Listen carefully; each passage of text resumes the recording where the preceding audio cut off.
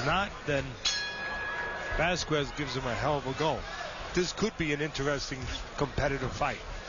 Most of the fights for Vazquez have been in Mexico. Most of the fights for Prescott have been in his native Colombia. This could come into play a little bit of a intangible here. Prescott was cut over his left eye in his last fight, Joe. See whether or not that plays into the mix. What I like about Prescott, first of all, I think you can see it just by the makeup of the two guys. Prescott is physically stronger, and he's probably going to push the fight a little bit. Prescott, wants to use that physicality, but I give him credit for usually getting full extension on his punches. He does a pretty good job. Usually he doesn't do that. He doesn't usually reach in with big wide left hooks. Does a pretty good job of making sure that he controls range, doesn't just fall in, uses that height you talked about.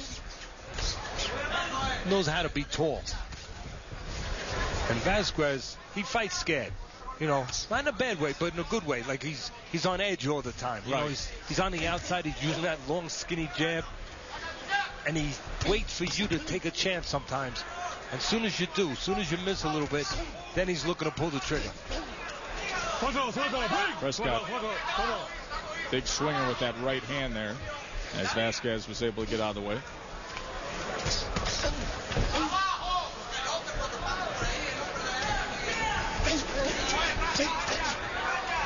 Just watch Vazquez when they break. Little nervous energy there. He bangs those gloves together. He jitters the hands around. He drops his hands. He touches his trunks. And I think that extra movement in his hands, Prescott has to find a way. First of all, he's got to be aware of it. Hopefully his people have looked at the film and they're aware. There's a good stiff jab right on the chin and knockdown. 5, 6, 7, 8. So a knockdown scored in round number 1. Vazquez not greatly affected there. Both men came forward with the jab, and it was Prescott who landed his. And with the extra momentum of Vazquez coming forward, he ended up going back on his seat. Again, you see the physicality advantage to Prescott early. You see that jitteriness of Vazquez on the outside, bouncing a little bit, using that jab, waiting for Prescott to commit a little bit. And when he commits, that's when Vazquez will pull the trigger, let the shots go. We talked on the top a little bit when we were breaking down the fighters tonight. Talked about Prescott every once in a while. He'll step back with his left hand down. That's an opportunity for Vazquez to follow him with the right hand. Vazquez, Prescott, end of 1. The jab's not important. Who says a jab can't be powerful? Right there. Left jab, nothing more from Prescott. Drops Vazquez. Take another look at it. Again, the man in the red, Prescott, times that jab just at the right time when there's an opening, and Vazquez, his knees are buckled. Never got the water, but we're going to find out in a few minutes if he gets the win. 10th and final round. You saw the swollen left eye of the unbeaten Breidis Prescott. Teddy Atlas has him trailing to Miguel Vazquez, 88-82. You would have to think that the ringside judges fall in line. Vazquez had a 21-6 connect advantage in the 9th. 145 punches landed to 89 overall in the fight. It has been a masterful performance by Miguel Vazquez ever since he went down in the first round. Keep in mind, that's how this fight started.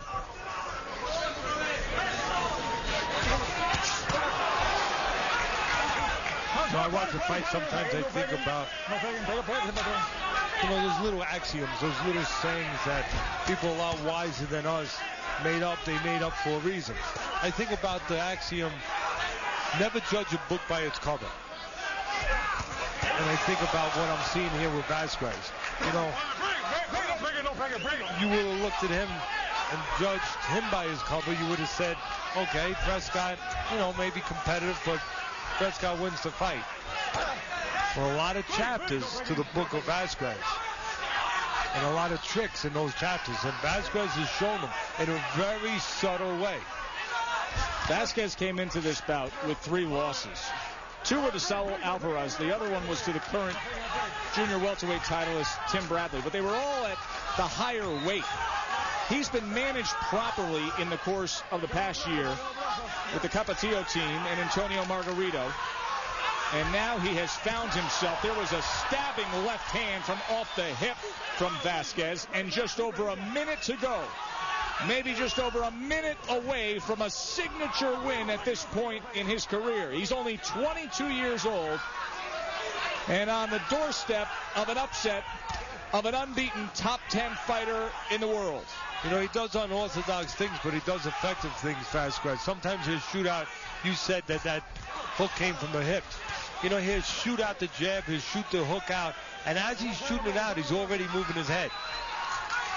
And it gives, first of all, it gives no target for Prescott to come back on, but also it just gives a real funky look to the eyes of Prescott.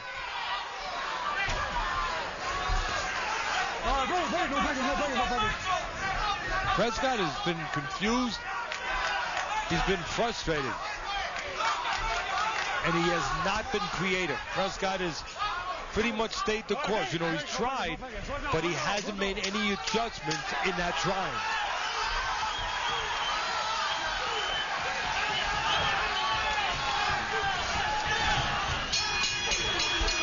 So Miguel Vazquez came to Las Vegas hoping to hit a jackpot.